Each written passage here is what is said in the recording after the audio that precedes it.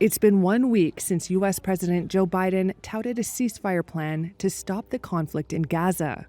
And yet, displaced Palestinians in Gaza's southern city of Rafah are moving again.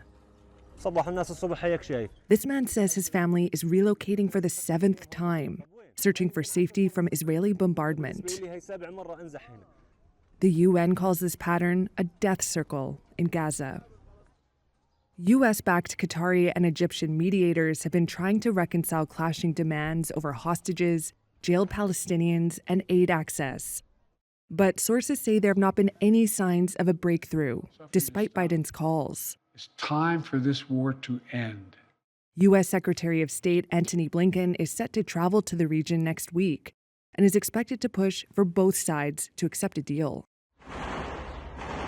On Friday, Israel bombarded central and southern parts of the enclave.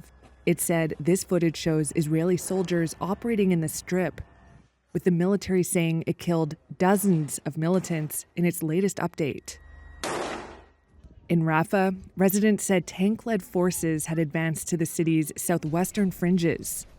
UN and humanitarian officials say Israel is using disproportionate force in the war, which Israel denies.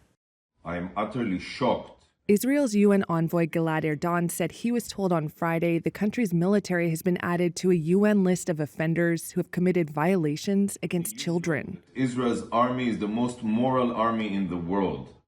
Prime Minister Benjamin Netanyahu accused the UN of supporting, quote, Hamas murderers, while the Palestinian Authority welcomed the move. A diplomatic source said Hamas and Palestinian Islamic Jihad will also be listed.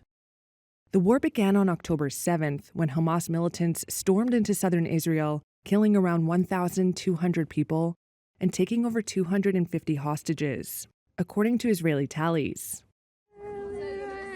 Israel's invasion and bombardment of Gaza since then has killed more than 36,700 people, according to Gaza's health ministry.